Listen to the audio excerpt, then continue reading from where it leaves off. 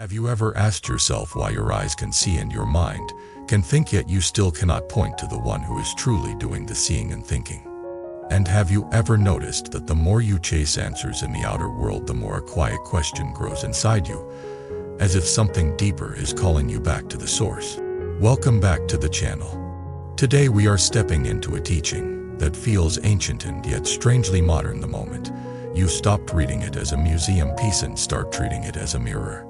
The Kina Upanishad asks a question that pierces through surface spirituality and surface science alike. What is the power behind the mind?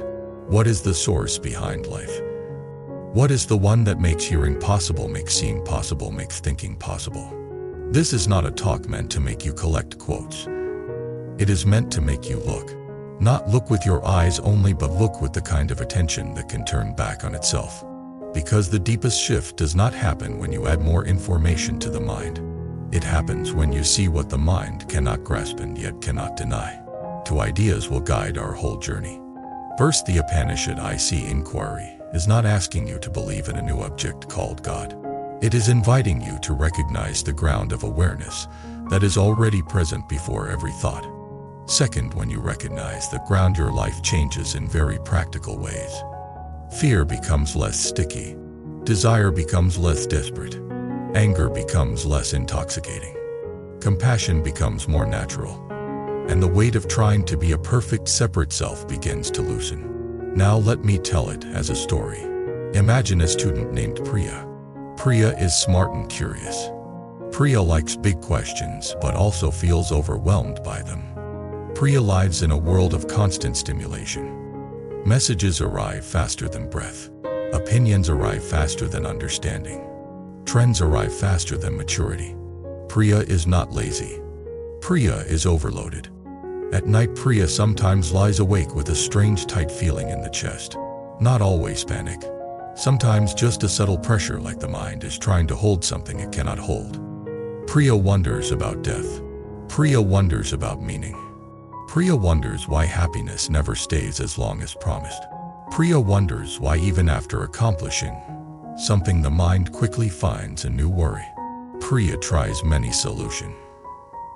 Better routine, better productivity, better self-improvement, better distractions. But the core unease keeps returning. One day Priya attends a quiet talk at a small community space. The speaker is a calm teacher who does not try to impress. The teacher says they will reflect on a short Upanishad I see inquiry. Priya has heard the word Upanishad before but assumed it was too old to matter. The teacher begins with a simple tone. Ask yourself this: by whom is the mind directed? By whom is speech driven? By whom do the eyes see? By whom do the ears hear? The room gets quiet in a different way. Not silent because people are bored. Silent because something in the question feels intimate. Priya feels the question land like a stone dropped into water. The mind wants to answer quickly. The brain, neuron, chemistry. But the teacher does not argue with science. The teacher simply asks Priya to notice something before rushing to explanations. When you say brain, you are naming an object you can study. But the question is not only about the object. The question is about the knowing itself. The fact that you are aware of the brain. The fact that you are aware of thoughts. The fact that you are aware of sensations. Priya feels a small confusion. How can you be aware of the brain? You do not see your neurons. The teacher smiles and says you can be aware of experiences that you call mental. A thought appears. You know it. A feeling appears. You know it. An image appears. You know it. A sound appears. You know it. So there is knowing. The Upanishad I see question is asking you to look at the knower. Priya feels a slight resistance. The knower sounds like a mystical entity. Priya has been cautious about anything that cannot be proven. The teacher continues with another gentle move. The Upanishad says it is the ear of the ear, the mind of the mind, the speech of speech.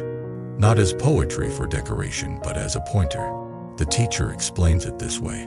Your ear hears sounds, but there is something that knows hearing is happening. Your mind thinks thoughts, but there is something that knows thinking is happening. Your speech forms words. But there is something that knows intention before speech. Priya suddenly realizes something. All day long Priya is aware. But Priya has almost never asked what awareness is. Priya assumed it was obvious. Like air. Invisible until you need it. After the talk, Priya stays behind. Priya asks the teacher a question that is half curious, half worried. Is this saying there is a separate soul inside me? The teacher answers carefully. The Upanishad is not forcing a childish model. It is pointing to the source that cannot be reduced to an object. Some traditions call it Brahman. Some call it pure awareness. Some call it the ground. But the key is not the word. The key is direct recognition. Priya asks how. The teacher suggests a simple practice, not a ritual, a test. Sit quietly. Notice a thought. Then ask who knows this thought. Do not answer with another thought. Just turn attention toward the knowing itself. Rest there for a few seconds. Then notice the next thought. Ask again. Who knows this? Priya tries that night. At first it feels silly. Thoughts keep coming. Plans, worries, memories. Priya labels them and asks who knows. For a second attention turns back. There is a subtle openness. Then the mind rushes forward again. Priya keeps trying. Something begins to shift. Priya notices that thoughts are like bubbles. They arise. They pop. But the knowing of them feels more continuous. Not frozen. Not a thing. Just present. Then a fear arises. If I let go of thoughts, what happens to me? Will I disappear? Will I become empty? Priya sits with that fear. The fear itself is known. That means the knower is present even when fear is present. This is the first crack in Priya's old identity. Priya has been assuming I am my thoughts. But now Priya is seeing thoughts appear and disappear while awareness remains. Over the next week, Priya practices in small moments. Not only on a cushion. During school. During walking. During eating.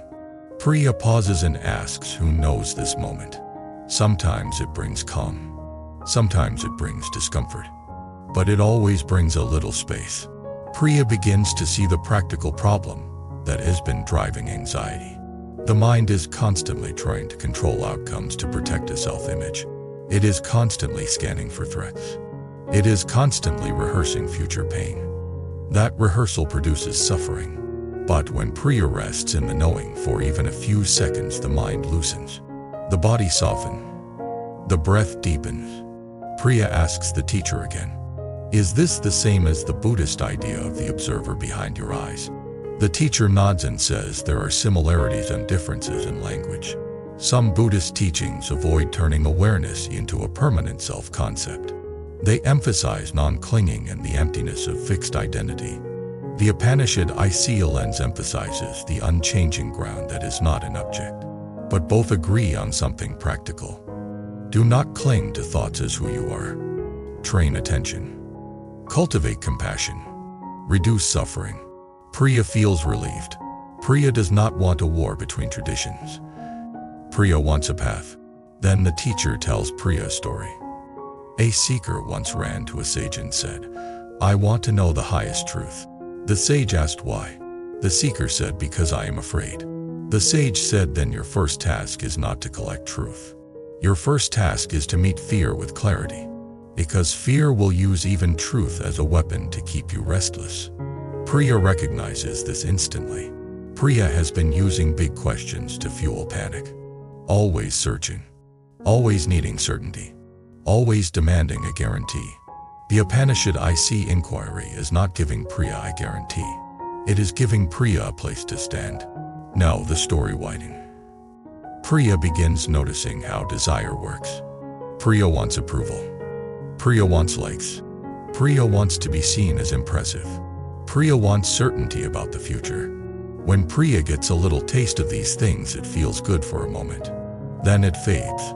Then a new desire appears. The mind is never done. Priya brings this to the teacher. The teacher says this is where wisdom meets discipline. If you chase satisfaction through objects, you will keep suffering because objects change. But if you recognize the source, you begin to taste a steadiness that does not depend on constant winning. Priya asks what the source is in daily life. The teacher answers with a direct pointer. It is the awareness that is already present before you reach for the phone. It is the stillness behind the impulse. It is the knowing that notices wanting. Priya begins practicing with wanting itself. When Priya wants to check messages, Priya pauses and asks who knows this wanting. For a moment, the wanting loses its sharpness. Priya can choose rather than obey. This is the birth of inner freedom. Then something happens that tests everything. Priya gets criticized by someone important. A teacher or coach or friend makes a sharp comment. Priya feels heat in the face and a drop in the stomach. The mind screams, "I am not enough." Old Priya would spiral for days, replaying the comment, fantasizing about proving them wrong, attacking self-worth. But now Priya pauses. Who knows this pain? The pain is still present, but it is seen. The mind still wants to fight, but there is space. Priya breathes. Priya chooses not to attack. Priya chooses not to collapse. Priya asks, "What can I learn?" Then Priya moves forward. Later Priya is shocked, not because the pain vanished, but because it did not become a prison. Priya realizes this is the real meaning of the teaching. The source is not an escape from life. It is a way to meet life without being owned by every wave. Now the teacher introduces another layer from the Kena Upanishad. The Upanishad suggests that the ultimate cannot be captured by ordinary knowledge. You cannot say, "I know it," the way you know a fact, because the knower is prior to all facts. If you say, "I know it," as an object, you missed it. This sounds frustrating at first. Priya wants a clear achievement, a certificate of awakening. The teacher laughs gently and says the mind wants to possess even the unpossessable. That is the root of suffering. Priya starts seeing how the desire to possess shows up everywhere. Possess an outcome. Possess an identity. Possess a relationship. Possess certainty. Possess spiritual success. But the Upanishad I see inquiry is teaching the opposite. Release possession. Recognize the ground. Live with compassion. Priya asks how compassion fits. The teacher answers with a simple truth. When you recognize the same awareness is present in all beings, the boundaries soften. You stop seeing others as objects for your ego needs. You see them as living centers of experience. That naturally invites kindness. Priya is skeptical. Priya has seen spiritual people who talk about oneness and still behave cruelly. The teacher nods and says, "Then you already know the test." Real recognition shows up as reduced harm, increased patience, increased honesty, increased humility. Real recognition does not make you superior. It makes you softer. Priya decides to test this. Priya practices a daily intention. Today I will try to reduce harm. Today I will speak more carefully. Today I will notice judgment and soften it. Today I will not use spirituality to feel above others. At first Priya fails many times. Snaps at a sibling. Judges a classmate. Gets sarcastic online. But Priya starts catching it faster. And catching it faster matters. Because the moment you catch it, you can choose differently. This is where karma becomes practical. Actions shape mind. Mind shapes action. If you practice irritation, you become more irritable. If you practice patience, you become more patient.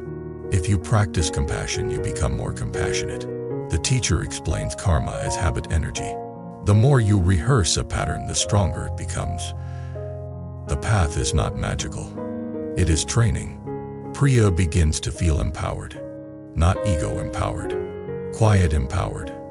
Like I can train my mind. Now the story turns toward death because the question of the source inevitably touches mortality. Priya asks the teacher what happens after death. The teacher does not give a cartoon. The teacher says there are many interpretations across traditions. But the Upanishad I see inquiry points to something that can reduce fear now. If you identify only with the body and the story of personality, death feels like total annihilation. But if you recognize awareness as more fundamental than anyone thought, then Even the idea of death begins to feel less like a personal insult. Priya asks, but does that mean awareness survives? The teacher answers with humility. The mind wants certainty. But the deeper path is to recognize what is true in this moment. You are aware now. You can train your relationship with awareness now. You can reduce suffering now. If there is continuation, your training matters. If there is not, your training still makes your life wiser and kinder. Priya notices that the teacher keeps returning to the same center. Practice over speculation. Compassion over argument. Clarity over fantasy. Priya begins living with a gentle death awareness, not obsession. Time is limited. So why waste it on hatred? Why waste it on petty status gain? Why postpone apology? Why postpone love? This changes Priya life. Priya starts telling friends the truth kindly. Priya starts spending less time in endless scrolling. Priya starts walking outside more. Priya starts noticing the simple miracle of being conscious at all. One afternoon, Priya has a moment that feels like the Upanishad became alive. Priya is sitting under a tree. Wind moves leaves. Sounds come and go. Thoughts come and go. Priya asks quietly, who knows this? For a few seconds, the mind does not rush to answer. There is just presence. Priya feels a peace that is not dependent on success. A peace that does not require anyone to like Priya. A peace that does not require the future to be guaranteed. Then, the thought appears. This is it, I got it. And the peace shrinks. Priya smiles because now Priya sees the pattern. The mind tries to possess even peace. But possession is tension. So Priya lets the thought pass and returns to the simple knowing. This is the practice. Now let us widen once more and connect the Upanishad I see inquiry to everyday suffering. Most of your daily suffering comes from mistaken identity. You think you are the anxious thought. You think you are the angry thought. You think you are the shameful memory. You think you are the role you play. You think you are the image in other people's minds. But the Kina inquiry invites you to notice that all these experiences are known. That means you are not limited to them. There is a deeper ground of knowing. When you rest in that ground, your reactions soften. This does not mean you become passive. It means you become less driven by fear. And when fear softens, compassion becomes easier. Because fear makes you self-centered. Compassion makes you connected. A connected mind suffers less.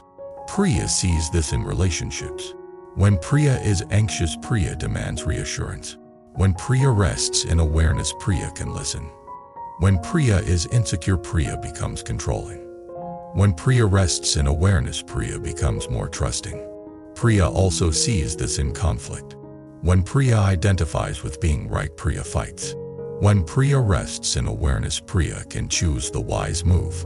Sometimes the wise move is to speak firmly. Sometimes it is to walk away. Sometimes it is to apologize. The key is that the choice comes from clarity rather than ego panic. Over time, Priya becomes calmer. Friends notice. They ask what changed. Priya does not preach. Priya says, I started noticing the one who notices. That sounds strange, but it is true. Now I want to bring this directly to you. If you want to touch the core of the Kina Upanishad without memorizing anything, do this in a quiet moment. Notice a sound. Then ask what knows this sound. Do not answer with words. Just feel the shift in attention. Notice a thought. Ask what knows this thought. Notice a feeling.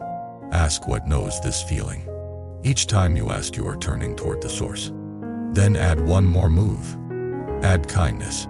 Because insight without kindness becomes cold. And coldness is another form of ego. Say, may I be gentle with this mind. May I reduce harm. May I grow in compassion. May I not use wisdom as a weapon. That is how the path becomes complete. Now let me close with a final scene. Priya is in a stressful moment again. Something goes wrong. A plan changes. A person disappoints. The old reaction tries to rise. But Priya pauses for one breath and asks, who knows this? Space appears. In the space, Priya chooses a response that causes less harm. Later Priya realizes this is the real miracle. Not visions, not supernatural proof. The miracle is freedom inside the moment. That freedom is what replaces fear with clarity. And that clarity naturally expresses as compassion. I want to invite you to share your experience in the comments. When you ask who knows this thought, what do you notice? Does it feel calming, confusing, or both? And in what situations does your mind most need the reminder to return to the source? If you want more long-form episodes like this, subscribe to the channel, like the video, and join as a member if you want to support deeper content. Thank you for being here. Until next time, remember the deepest question is not only what you think, it is what knows that you think. When you return to that knowing, your life becomes lighter, your heart becomes kinder, and your fear becomes smaller.